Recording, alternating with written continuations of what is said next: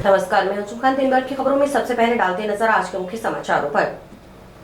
8 अप्रैल को हनुमानगढ़ दौरे पर आएंगे मुख्यमंत्री Bhajanlal Sharma. IGNP Lohgarh head, Lakhwali head, Ghaggar diversion channel, Ghaggar नदी पुल का करेंगे निरीक्षण। सेम समस्या समाधान के लिए मजबूती से किए जा रहे प्रयास, बोले जल संसाधन मंत्री। जनप्रतिनिधियों का लगा जमावड़ा, किया स्वागत, सौंपे ज्ञापन। खान विभाग के विजिलेंस ऑफिसर की हार्ट अटैक से मौत, फील्ड जांच के लिए हनुमानगढ़ आए थे, रिटायरमेंट में बचे थे 7 महीने। आवासीय क्षेत्र में शराब ठेका व आहता खोलने का विरोध, मोहल्ले वासियों ने दी मुख्यमंत्री का घेराव करने की चेतावनी। अब खबरें विस्तार से। मुख्यमंत्री भजनलाल शर्मा मंगलवार 8 अप्रैल को एक दिवसीय दौरे पर हनुमानगढ़ आएंगे। सीएम हनुमानगढ़ में IGNP Lohgarh head, Lakhwali head, Ghaggar diversion channel, Ghaggar नदी पुल आदि का निरीक्षण करेंगे। इसके साथ ही जंक्शन स्थित सर्किट हाउस में भाखड़ा नहरी क्षेत्र के किसानों के साथ संवाद करेंगे। सोमवार को जारी हुए मिनट टू मिनट कार्यक्रम के तहत मुख्यमंत्री शर्मा हरियाणा के लोहगढ़ हेड से दोपहर 1:40 बजे रवाना होकर हनुमानगढ़ के लखवाली में बनाए गए हेलीपैड पर 2 बजे तक पहुंचेंगे। यहां से वे लखवाली हेड पहुंचेंगे और लखवाली हेड का निरीक्षण करेंगे। इसके बाद मुख्यमंत्री 2:50 से 3:10 बजे तक घग्गर डायवर्जन चैनल का निरीक्षण करेंगे। 3:35 पर घग्गर नदी पुल पर पहुंचकर घग्गर नदी का निरीक्षण करेंगे। 4 बजे सर्किट हाउस पहुंच 6 बजे तक भाखड़ा नहर क्षेत्र के किसानों से संवाद करेंगे। 6 बजे सर्किट हाउस से श्रीगंगानगर के लिए प्रस्थान करेंगे। मुख्यमंत्री भजनलाल शर्मा के दौरे से पूर्व सोमवार को जल संसाधन मंत्री सुरेश सिंह रावत, खाद्य एवं नागरिक आपूर्ति विभाग व उपभोक्ता मामले विभाग के मंत्री, जिला प्रभारी मंत्री सुमित गोदारा 2 दिवसीय दौरे पर हनुमानगढ़ पहुंचे। उन्होंने लखोवाली हेड, घग्गर नदी और डाइवर्जन कैनाल का निरीक्षण कर पूर्व तैयारियों और व्यवस्थाओं का जायजा लिया। उन्होंने मुख्यमंत्री की जिले में प्रस्तावित यात्रा की तैयारियों को लेकर जनप्रतिनिधियों, जिला कलेक्टर कानाराम और विभागीय अधिकारियों से भी चर्चा की, साथ ही आवश्यक दिशा निर्देश दिए। इसके बाद सर्किट हाउस में मुख्यमंत्री भजनलाल शर्मा की 8 अप्रैल को प्रस्तावित लखोवाली जीडीसी लोहगढ़ हेड, घग्गर नदी विजिट को लेकर जनप्रतिनिधियों और प्रशासन की बैठक हुई। इसमें जल संसाधन मंत्री सुरेश सिंह रावत व प्रभारी मंत्री सुमित गोदारा, जिला कलेक्टर एसपी ने सीएम की प्रस्तावित यात्रा की तैयारियों के संबंध में जनप्रतिनिधियों के साथ चर्चा की। बैठक के बाद जल संसाधन मंत्री रावत ने लोहगढ़ हेड पहुंचकर निरीक्षण किया। यहां से वे श्रीगंगानगर रवाना हो गए।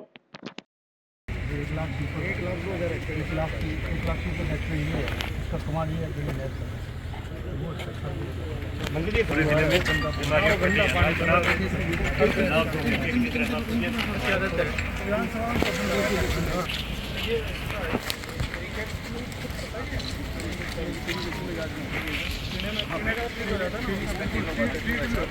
जानकारी का बोर्ड लगाना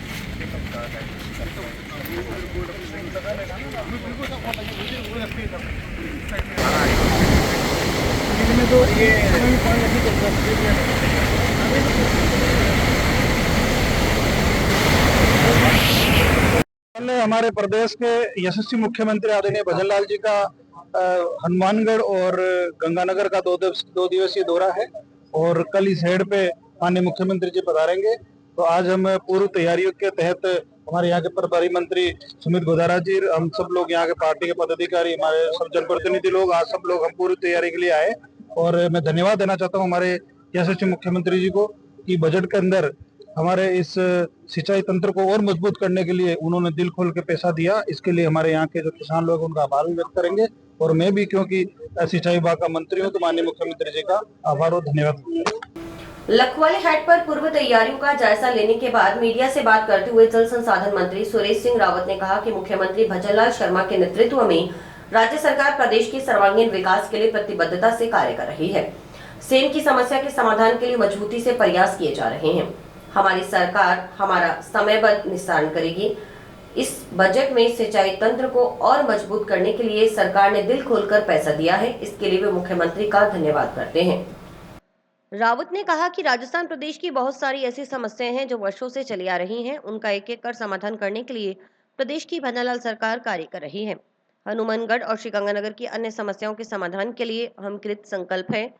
पंजाब से राजस्थान की नहरों में आने वाले केमिकल युक्त काले पानी की समस्या के सवाल के जवाब में जल संसाधन मंत्री रावत ने स्वीकार किया कि पंजाब की फैक्ट्रियों का दूषित पानी राजस्थान की नहरों में मिल जाता है। इस समस्या के समाधान की दिशा में पंजाब सरकार को सैकड़ों पत्र लिखे जा चुके हैं। पंजाब सरकार के प्रदूषण नियंत्रण बोर्ड के अलावा भारत सरकार को भी पत्र लिखा गया है। निश्चित रूप से जल्द ही इस दिशा में आगे बढ़ेंगे। इस समस्या के समाधान के लिए हर संभव प्रयास किए जाएंगे।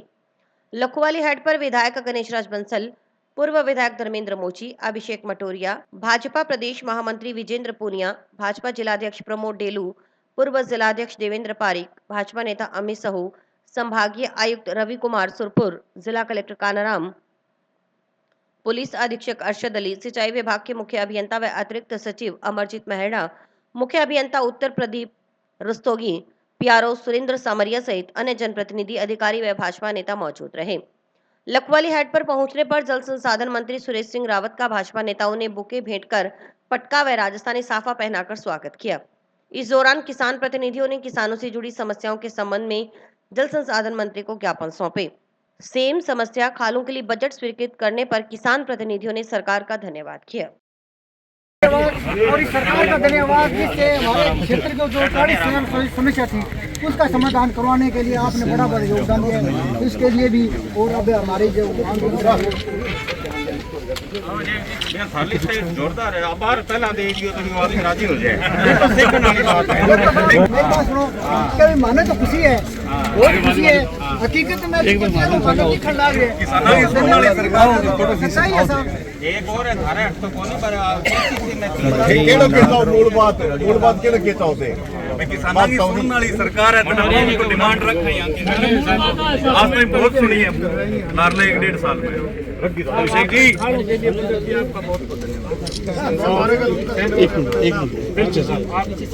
इधर नहीं जाने देंगे पर किसान संघ बताओ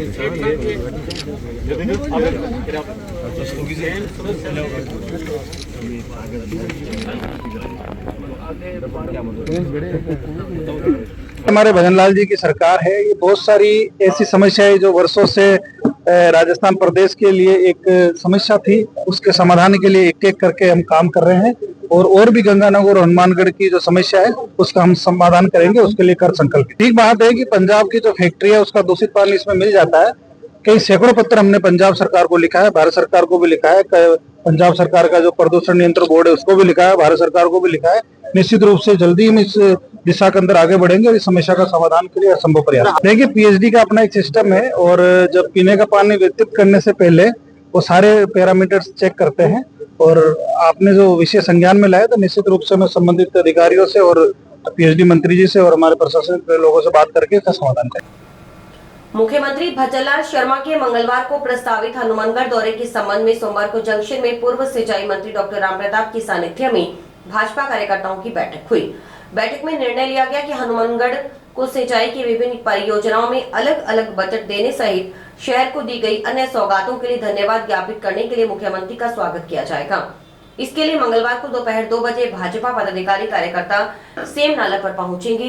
पूर्व सिंचाई मंत्री डॉक्टर रामप्रताप से पार्टी के अधिकाधिक पदाधिकारियों व कार्यकर्ताओं से इस स्वागत कार्यक्रम में शामिल होने का आह्वान किया।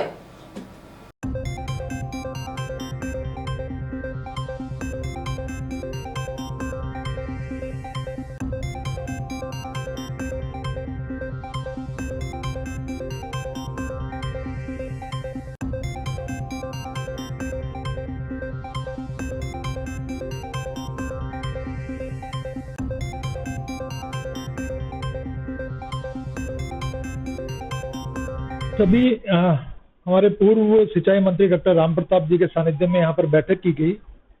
कल राजस्थान के यशस्वी मुख्यमंत्री श्रीमान भजनलाल जी हनुमानगढ़ की धरा पर पधार रहे हैं। तो सभी कार्यकर्ताओं की ओर से, हनुमानगढ़ के सभी कार्यकर्ताओं की ओर से जो सौगातें उन्होंने हनुमानगढ़ को दी हैं उसके लिए धन्यवाद प्रेषित करने के लिए कल 2 बजे सेम नाला पे भाजपा के सभी कार्यकर्ता, पदाधिकारी और हनुमानगढ़ जन समुदायों ने धन्यवाद करने के लिए वहां पे पहुंचेगा। तो सभी से बड़ी संख्या में पहुंचने के लिए और हनुमानगढ़ में एक शानदार स्वागत यशस्वी मुख्यमंत्री का करने के लिए यहाँ पे डॉक्टर रामप्रताप जी ने अपील की है। सभी लोग अधिक से अधिक संख्या में पहुंचे। 2 बजे सेम नाला पे सभी भाजपा कार्यकर्ता मुख्यमंत्री जी का स्वागत करें। हनुमानगढ़ आए खान विभाग के विजिलेंस ऑफिसर की हार्ट अटैक से मौत हो गई। वे फील्ड जांच के लिए आए थे और धनासर कस्बे के एक होटल में ठहरे हुए थे। सुबह सीने में तेज दर्द महसूस होने पर उन्होंने साथी स्टाफ को फोन पर सूचना दी। जब स्टाफ होटल पहुंचा तो वे बेड पर बेहोश पड़े थे। उन्हें रावसर के सरकारी अस्पताल ले जाया गया, जहां डॉक्टरों ने मृत घोषित कर दिया। उनको 7 महीने बाद रिटायरमेंट होने वाला था। रावसर थाना के एएसआई शिशपाल ने बताया कि विभाग में विजिलेंस ऑफिसर के पद पर कार्यरत मृतक के भतीजे बाड़ी धौलपुर निवासी ललित मंगल ने मामला दर्ज कराया है। रिपोर्ट में बताया कि उसके चाचा मुकेश मंगल बीकानेर खान विभाग में विजिलेंस ऑफिसर के पद पर कार्यरत थे। उनके पास हनुमानगढ़ और श्रीगंगानगर जिले की जांच का जिम्मा था। वे फील्ड जांच के लिए हनुमानगढ़ आए थे और धन्नासर कस्बे के एक होटल में ठहरे हुए थे। सोमवार सुबह करीब 7:10 पर उनके सीने में तेज दर्द महसूस हुआ। उन्होंने तुरंत अपने साथी स्टाफ को फोन कर सूचना दी। जब स्टाफ होटल पहुंचा तो वे बेड पर बेहोश पड़े थे। उन्हें रावसर के सरकारी अस्पताल ले जाया गया, जहां डॉक्टरों ने हार्ट अटैक से मृत घोषित कर दिया। पुलिस ने मामला दर्ज कर जांच एएसआई शिशपाल को सौंपी गई है। जानकारी के अनुसार मुकेश मंगल ने टीम के साथ 5 दिन से धन्नासर में कैंप किया हुआ था।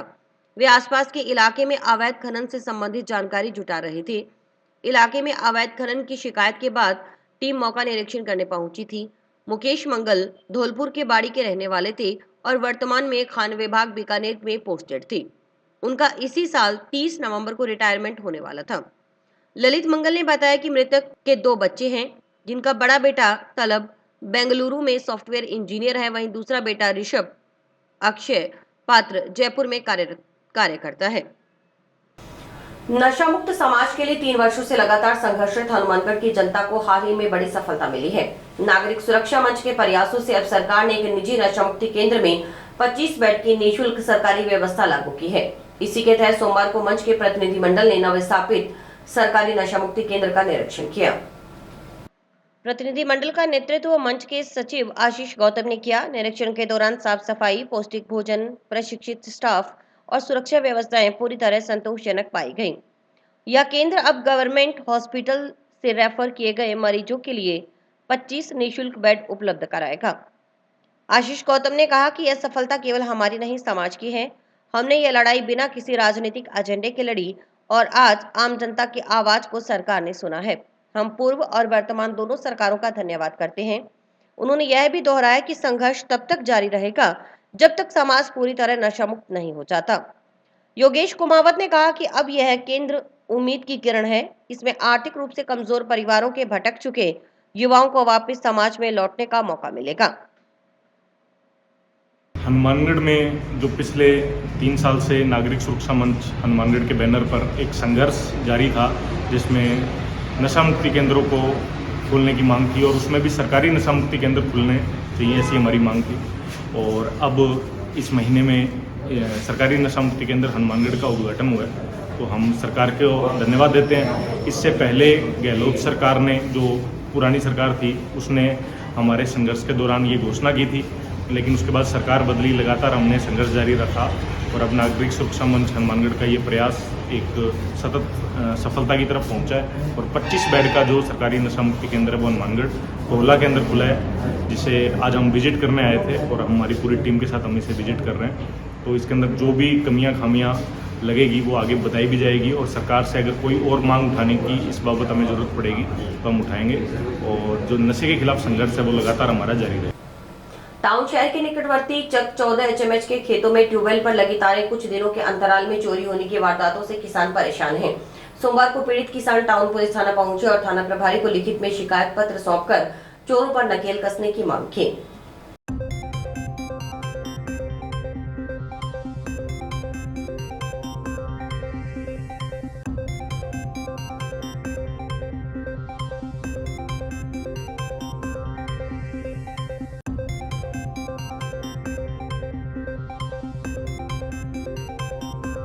चौदह HM के काश्तकार हैं और हमारी सबसे बड़ी पीड़ा ये है कि ये जो नशेड़ी आदमी हैं जो रात को घूमते हैं, तो आज से 1 महीना पहले हमारे 4 ट्यूबवेलों की तार चोरी होगी।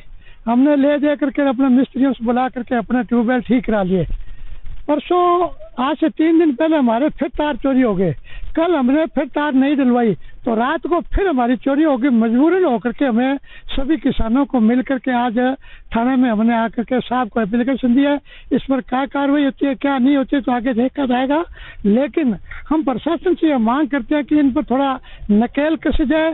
किसान बड़े दुखी हैं, दिन में काम करते हैं, रात को हम लोग एक आधा चक्कर ट्यूबवेलों पर लगाते हैं, उसके बावजूद भी हमारे तार चोरी कर लेते हैं। हालांकि तार की कीमत विशेष नहीं होती है, लेकिन हम जो मिस्त्री को लाते हैं और उसका जो खर्चा हम पर पड़ता है उससे बड़ा भारी हमें नुकसान होता है। तो हमारी प्रशासन से यही मांग है कि इन चोरों पर, इन नशेड़ियों पर थोड़ा अंकुश लगाए। श्री भगवान जी गोदारा, इनके खेत में भी 4 दिन पहले चोरी हुई थी और राजकुमार जी मदानिया, इन्होंने 4 दिन पहले चोरी हुई लेकिन कल फिर लगाई और रात फिर हो गई उसकी चोरी। और भजन जी ढाका, इनके भी खेत में चोरी हुई है। मेरे जगसीर सिंह, मेरे भी खेत में चोरी हो चुकी है। राजेश्वर सिंह के, इनके भी खेत में चोरी हो चुकी है। चोरी रोज होती है, लगभग 1 महीने के अंदर 2-3 बार लगभग हो गई है। पीछे प्रत्येक के खेत में 2-2, 3-3 बार पिछले साल के अंदर चोरी हो चुकी है। और वो कल एक सुभाष चौक के ऊपर किसानों के द्वारा एक नशेड़ी को पकड़ा गया। उसके पास तार भी थी, लेकिन उसको पुलिस को बुलाया, लेकिन पुलिस ने उसको देख के और उसी प्रकार से छोड़ दिया। कहते कि ये तार अपनी ले जाओ और इसको छोड़ दो। उसको थाने नहीं लेके गए। कहते जिस नशेड़ी का हम क्या करेंगे, कहाँ रखेंगे। और समस्या तो हमारे भी, हम उस नशेड़ी को कहाँ रखें। यदि हम वहाँ पकड़ भी लेंगे जी तो उस नशेड़ी को हम कहाँ रखेंगे। हमने आज तक शहर के अंदर पकड़ा उसको और उसके अंदर उसके पास तार भी थी। अब किसान जाए तो जाए कहाँ। जंक्शन के शहीद भगत सिंह चौक के पास सोमवार को पानी की पाइपलाइन टूट गई। इससे इस व्यस्ततम मार्ग से गुजरने वाले वाहन चालकों को भारी परेशानी का सामना करना पड़ा। जानकारी के अनुसार शहीद भगत सिंह चौक के नजदीक सोमवार को सड़क के बीच जलदाय विभाग की पानी की पाइपलाइन टूटने से यहां गुजरने वाले वाहन चालकों की परेशानी बढ़ गई। शहीद भगत सिंह चौक के पास सीवरेज लाइन बिछाने का कार्य प्रगति पर होने के चलते संगरी रोड पर सड़क के दूसरी तरफ का रास्ता पहले से ही बंद है। एक तरफ के रास्ते से ही वाहनों का आना जाना होता है। जिस रास्ते से आवागमन हो रहा है उस रास्ते पर भी पानी की पाइपलाइन टूटने से वाहन चालकों की परेशानी और बढ़ गई। सूचना मिलने पर मौके पर पहुंचे जलदाय विभाग के कर्मचारियों ने कहा कि किसी भारी वाहन के गुजरने से पानी की पाइपलाइन टूटी है। पाइपलाइन को सही करने का प्रयास किया जा रहा है।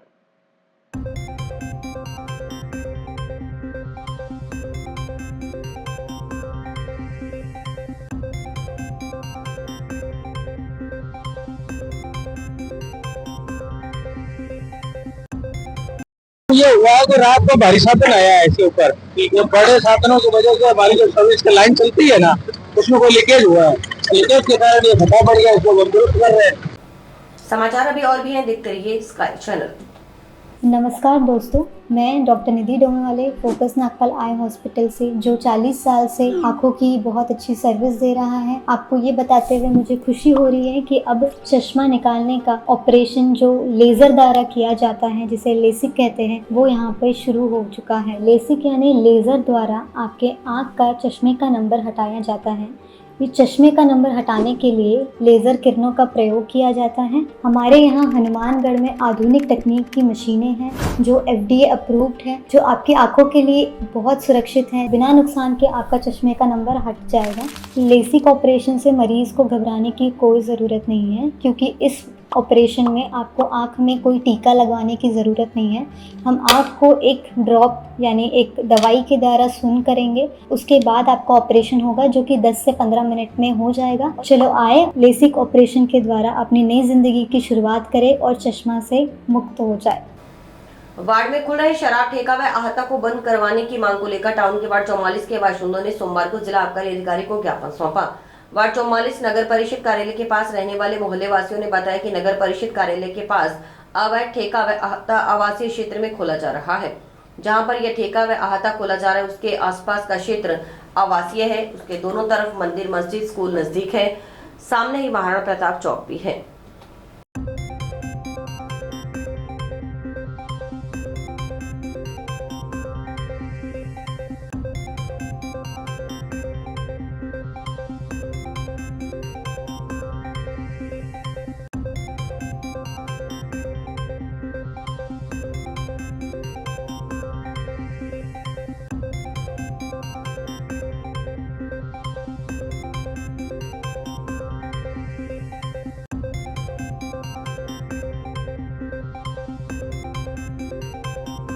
नंबर 44 है जी, नगर परिषद के बिल्कुल पास के अंदर आबकारी कार्यालय के अंदर हम सभी मोहल्लावासी उपस्थित हुए हैं। यहाँ पर पूर्व में 2 अवैध ब्रांचें चलती थी, उनको रुकवाया हमने, मोहल्ले वालों ने इकट्ठा हो गए। कालांतर में धीरे धीरे अवैध रूप से वो ब्रांच एक चल रही थी, अब वो उसका पुख्ता आवंटन करने के प्रयासरत हैं। हमें जैसे सूचना मिली है उन्होंने वो पुख्ता करवा रहे हैं। ये वो जो साइट है वो आबकारी विभाग उनकी साइट पास कर रहा है। एक्चुअली वहाँ पर 100 मीटर के अंदर तो स्कूल्स हैं, 100-150 मीटर में मंदिर है, 100-150 मीटर में मस्जिद है और आवासीय क्षेत्र के अंदर वो बना रहे हैं। वहाँ पर उनको निर्माण स्वीकृति उनको मिली हुई नहीं है। ये सब अवैध कार्यवाही गतिविधियां हो रही है, उसके विरोध के अंदर हम चाहते हैं मोहल्लावासी के शांत क्षेत्र हैं, किसी भी तरह की शराब बिक्री वगैरह वो ना। वार्ड नंबर 44 में एक पहले भी अवैध शराब की ब्रांच चल रही थी चुनावों से पूर्व, तो उसको मोहल्ले वासियों द्वारा रोका गया। अब संज्ञान में आया है कि जो शराब का कार्य करता था वो किसी प्रकार से एन केन प्रकरण अपने को वहाँ अपनी ब्रांच स्थापित करना चाहता है। मोहल्ले वासियों का इस पर बहुत सख्त आक्षेप है। वो नहीं चाहते कि हमारे मोहल्ले हमारे घरों के बीच में एक शराब का ठेका खोला जाए, आता खोला जाए। इस एवज में इन्होंने मोहल्ले वालों ने कुछ दिन पूर्व नगर परिषद हनुमानगढ़ को भी एक ज्ञापन दिया था। वहाँ नगर परिषद ने मौके पर तुरंत आकर उसका निर्माण रुकवा दिया था। लेकिन आज पता चला क्या सुबह रात्रि के 2-3-4 बजे वो आए, अपना वो छत छपरा डाल के चले गए हैं, आता बना के चले गए हैं।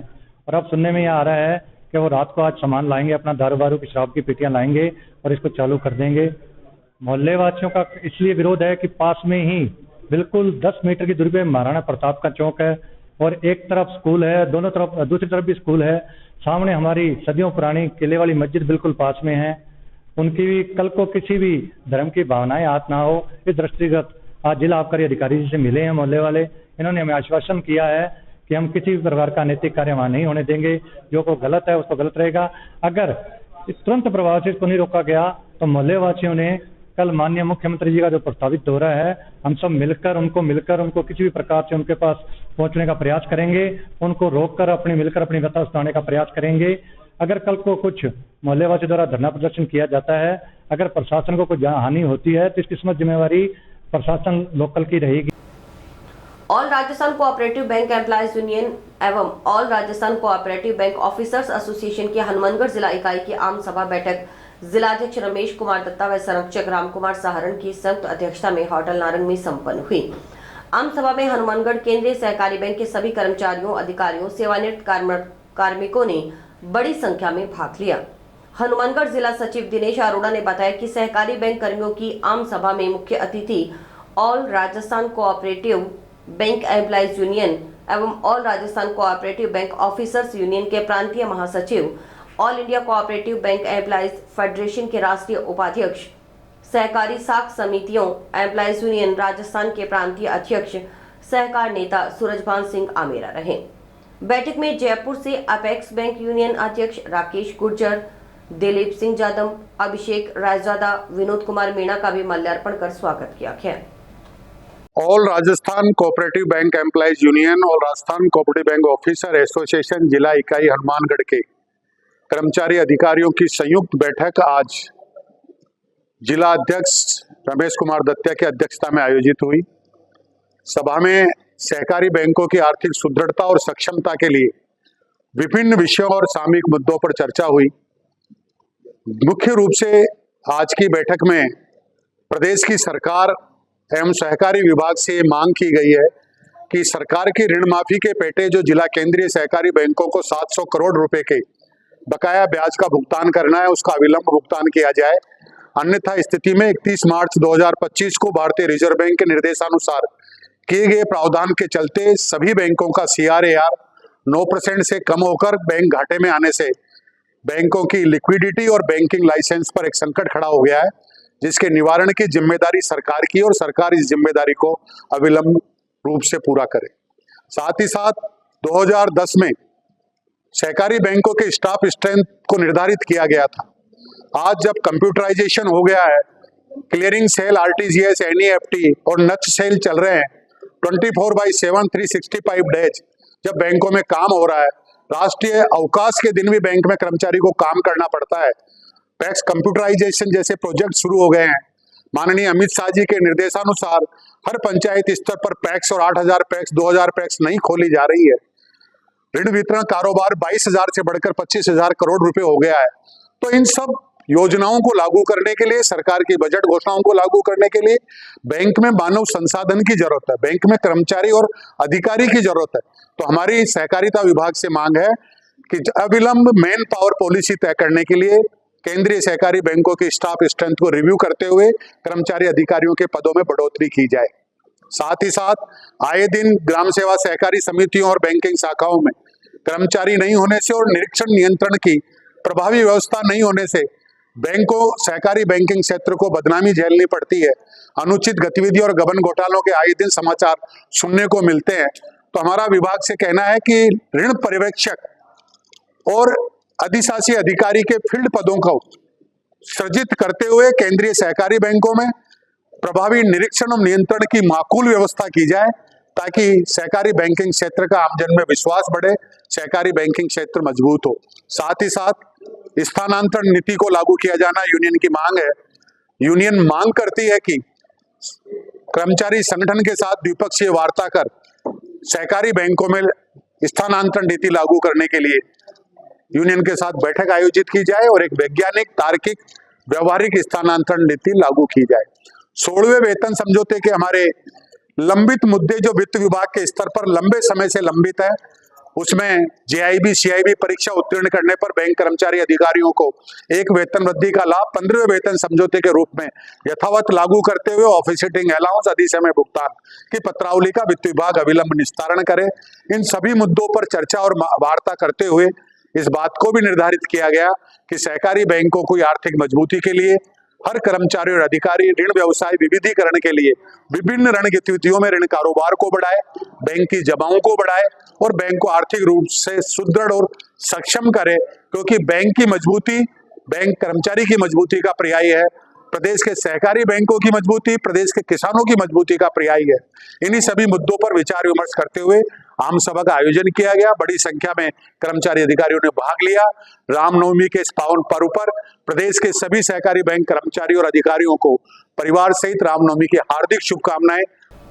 ग्राम पंचायत डबलीवास पेमा चैना के चक 16 JRK स्थित रामबाग के गांव के युवाओं की ओर से 60 पौधे लगाए गए। इस दौरान फाइकस, अशोक, किन्नू, अनार, जामुन के पौधे रोपे गए।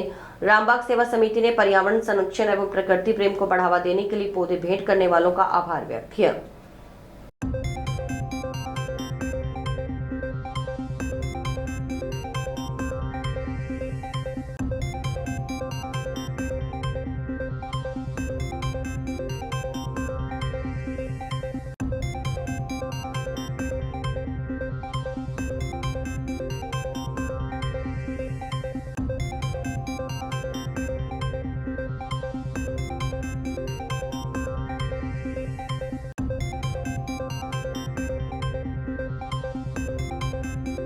अपने युवा वर्ग एक काम उठायो है रामबाग का सुंदर करने को आ एक अच्छी पहल है और सारा मुझको मोटो में धन्यवाद देना चाहूँ हमारे पंच भाई साहब फौजी ने जगह पहल करी है। और मैं सारा गाँव वालों को निवेदन करूँगा जीतो हो सके वो इन भी सहयोग दो, क्योंकि वो एक सार्वजनिक काम है। और इसी के साथ समाचार समाप्त हुए। रोजाना देखते रहिए समाचार। नमस्कार।